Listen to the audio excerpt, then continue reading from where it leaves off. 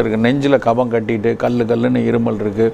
குறிப்பாக குழந்தைகள் என்ன மருந்து கொடுத்தாலும் சளி குறையாமல் இருக்கிறது. அந்த மாதிரி ஒரு சளி இருமல் இருக்கிறவங்களுக்கு தூதுவளை கீரை வந்து ஒரு முக்கியமான ஒரு மூலிகை. அதை வந்து தூதுவளை சுரசமாக கொடுப்பாங்க. சாறு எடுத்து தேன் குழைச்சி சுரசம் பண்ணி கொடுப்பாங்க. அப்படியே நேரடியாக அந்த தூதுவளையை வந்து நல்ல சூப்பு மாதிரி ஜூஸ் மாதிரி எடுத்து சாராக நேராக கொடுக்கலாம், இல்லை கொதிக்க வச்சு கஷாயமாக போட்டு கொடுக்கலாம். தூதுவளையை வைத்து கொண்டு செய்யக்கூடிய பல சித்த மருந்துகள் நிறைய வந்து இந்த கப நோய்களுக்கு, சளி இருமல் நோய்களுக்கு கொடுக்கக்கூடும்.